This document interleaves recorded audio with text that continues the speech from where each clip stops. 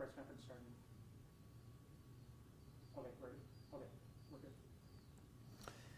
On today's date, Abilene Police Department detectives, with the assistance of the North Texas Fugitive Task Force, arrested Luke Matthew Sweetser, date of birth 12/1/71, on a murder warrant.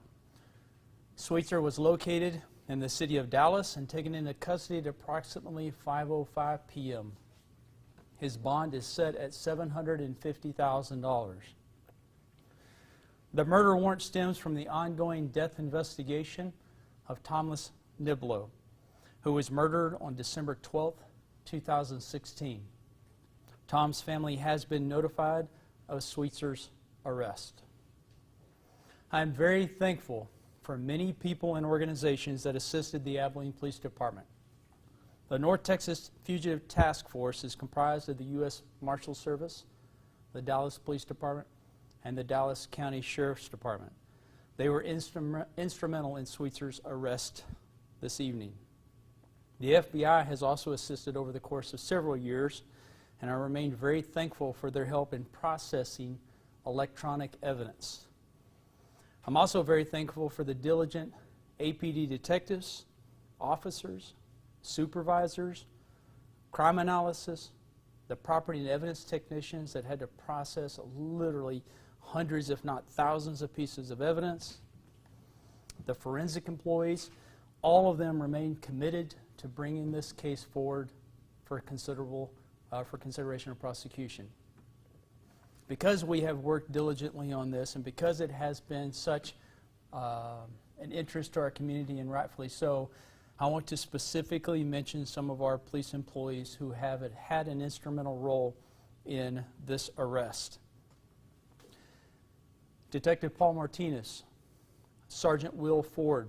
Sergeant Will Ford actually was at the scene today when Luke Sweetser was arrested. He had several detectives and forensics employees with him today. Very thankful for him and his stewardship of this investigation. And Detective Paul Martinez, who was our most recent primary detective assigned to this case investigation. Lieutenant Mark Watson, who is currently our Criminal Investigations Division Commander. Sergeant Mike Machado, Special Victims Unit. Detective John Wilson did a ton of investigative work at the onset of this investigation. Detective Jonathan Merrick, Detective Jeff Cowan, Detective Tim Pipes, Detective Roger Romero, Detective Jordan Brown, forensic employee Diana Arndt, forensic employee Officer Wallace McDaniel, crime analyst Jennifer Galvan, and then I want to give a shout out to retired lieutenants Lynn Beard and Gary Bone. They also have poured a tremendous amount of work into this investigation. So I mention those names intentionally because there's been a lot of incredible work, perseverance, and diligence to see this case forward. I'm not going to answer any of your questions. The last thing I want to do is jeopardize anything related to the prosecution of Luke Sweetser. But if you have any generic comments or anything, I can try to best discern what can and cannot be answered. Can you talk about the man hours that were spent? The question was, can I discuss how many man hours were spent on this investigation?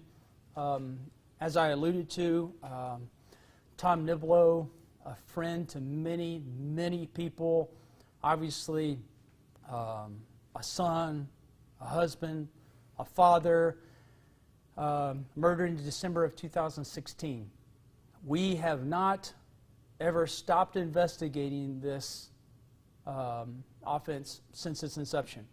So to directly answer the question, it's never not been worked on over the course of these years. We've remained committed to it. People have asked me consistently, why has it taken so long? Because there was a plethora of electronic evidence that had to be culled through. And when you are dealing with terabytes of electronic information, that takes a considerable amount of time. Any other questions? Are you at liberty to discuss what type of electronic evidence you found? The question was, what type of electronic evidence did we find? I'm not going to get into the specifics of the investigation. So you're convinced, Chief, that this was Niblo's murderer. What kind of strong evidence do you have suggest this. Do you have video? Do you have phone calls? Do you have text messages? Can you talk about what direct evidence you have to make this arrest? There were multiple questions. The question posed was, am I convinced that Luke Sweetser is the murderer of Tom Niblo? To which I will simply respond, we have probable cause to believe that Luke Sweetser is responsible for murdering Tom Niblo, hence his arrest today and a $750,000 bond.